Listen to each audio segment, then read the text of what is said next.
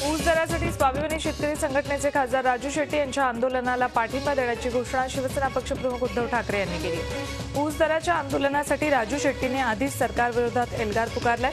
त्यात मंत्रिमंडळात सामावून न घेतल्यानं राजू शेट्टी नाराज आहेत। त्यामुळे भाजपवर कुरघोडी करण्याची संधी साधत नाराज शेट्टींना पुन्हा जवळ करण्याचा शिवसेनेने प्रयत्न सुरू केल्याचं बोललं जात आहे।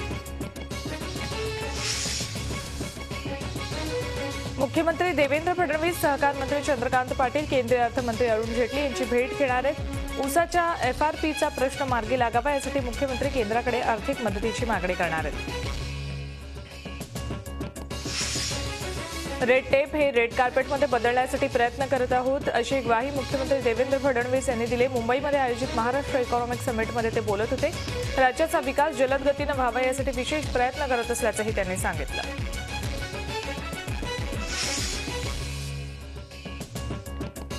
लोकल, बेस्ट बस आणि मेट्रोसाठी कॉमन पास आणण्याचा MMRDAचा विचार आहे। MMRDAचे प्रमुख UPS मदान यांनी ही माहिती दिली आहे। कॉमन पास बाबत MMRDAचा विचार असल्याचं मदान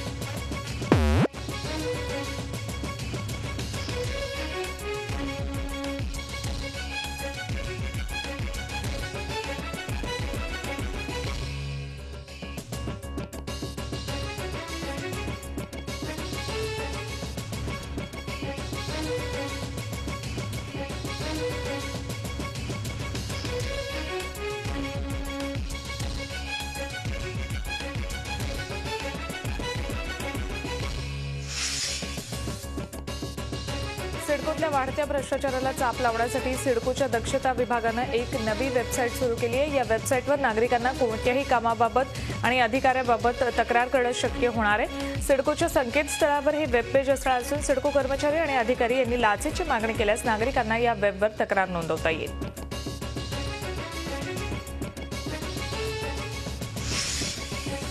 चंद्रपूर जिल्ह्यात 2014 या वर्षात 18 नागरिकांचा वन्यजीवांच्या हल्ल्यात बळी गेलाय। वन्यजीव प्राण्यांच्या हल्ल्यात मृतकांच्या वारसदारांना आतापर्यंत 5 लाखांची नुकसान भरपाई मिळत होती।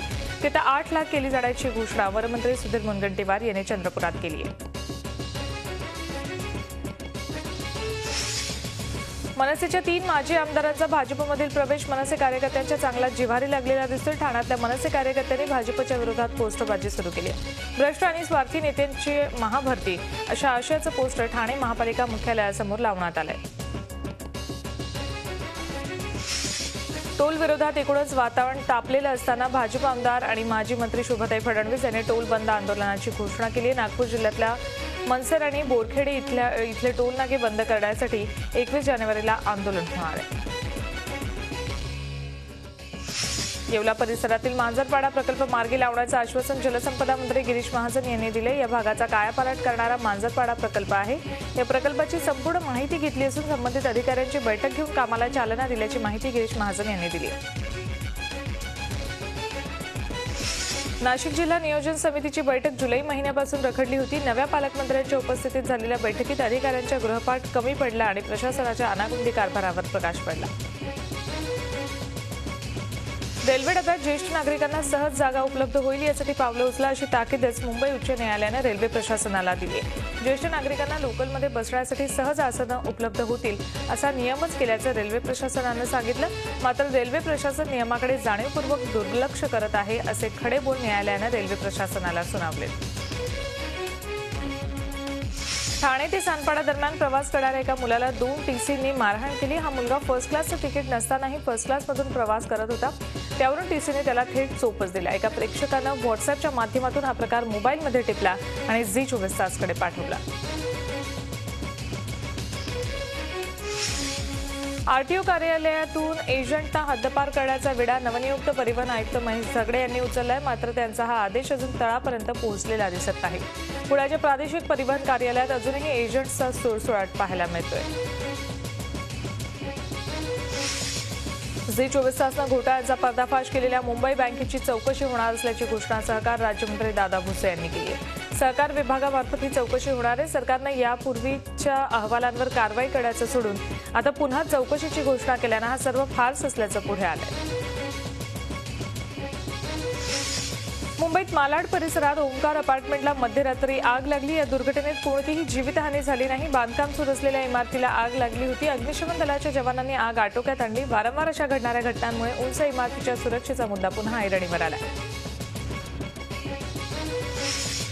मुंबईतल्या डोमेस्टिक एअरपोर्टला धमकीचा इशारा मिळालाय। 26 जानेवारीला मुंबई आंतरदेशीय विमानतळ उडवून देण्याचा लिखित इशारा देण्यात आलाय। इसिस या दहशतवादी संघटनेच्या नावे हा इशारा दिलाय। इसिस 26/1/15 इज बॉम्ब अशा स्वरूपाचा हा धमकीचा संदेश आहे। आंतरदेशीय विमानतळातल्या A1 टर्मिनलमधल्या दोन्ही पुरुष शौचालयात हा धमकीचा इशारा लिहिलेला आढळला। लातूर जिल्ह्यातल्या साखरा अंकोली भागात एका प्रेमी जोडप्याला बेदम मारहाण करण्यात आली। लातूरमधल्या गनिमी कावा संघटनेने ही दादागिरी केली। पोलिसांनी या प्रकरणातला मुख्य आरोपी नितीन गोडसे, अच्युत गोडसे आणि अमोल खंदाडे या तिघांना अटक केली आहे। तर संघटनेचा जिल्हाध्यक्ष बालाजी गोडसे, अक्षय गोडसे आणि राकेश गोडसे हे तिघे फरार आहेत। औरंगाबादमध्ये भाजपच्या सदस्य नोंदणी दरम्यान 2 गटांमध्ये तुफान हाणामारी झाली। शहरातल्या विवेकानंद कॉलेज समोर हा प्रकार घडला। अज्ञात तरुणांमध्ये काठ्यांनी मारहाण झाली। यात 6 जण जखमी झाले असून यात भाजपच्या 2 कार्यकर्त्यांचा समावेश आहे। हायकोर्टानं अवैध धार्मिक प्रार्थना स्थळांचं अतिक्रमण हटवण्याचे आदेश दिलेत। हे आदेश देऊन 8 दिवस उलटून गेले तरीही प्रशासन पातळीवर कुठलीही हालचाल दिसून येत नाहीये। नाशिक महापालिकेनं 2011 मध्ये शहरातील 356 अवैध प्रार्थना स्थळं हटवण्याचा निर्णय घेतला होता।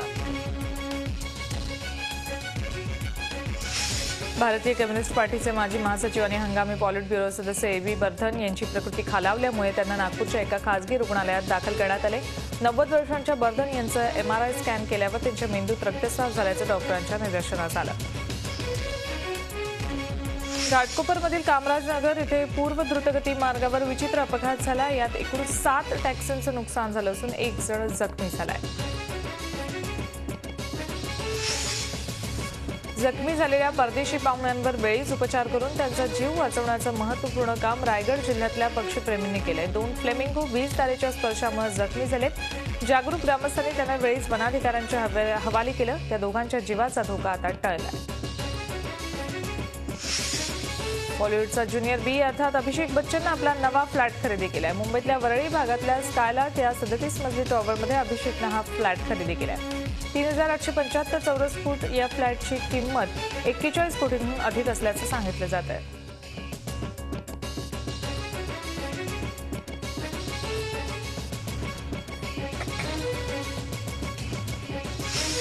ज्येष्ठ शिक्षण तज्ज्ञ, व्यवस्थापन तज्ज्ञ, साहित्यिक प्र.ची शेजवलकर यांचा 87वा वाढदिवस नुकताच झाला। शेजवलकर सर गेल्या 62 वर्षांपासून शिक्षण क्षेत्रात कार्यरत आहेत। अनेक संस्था त्यांनी स्थापन केल्या आणि नावारूपाला आणल्या। शेजवलकर सरांना झी24 तासनं शुभेच्छा आणि त्यांच्या कार्याविषयी कृतज्ञता व्यक्त केली।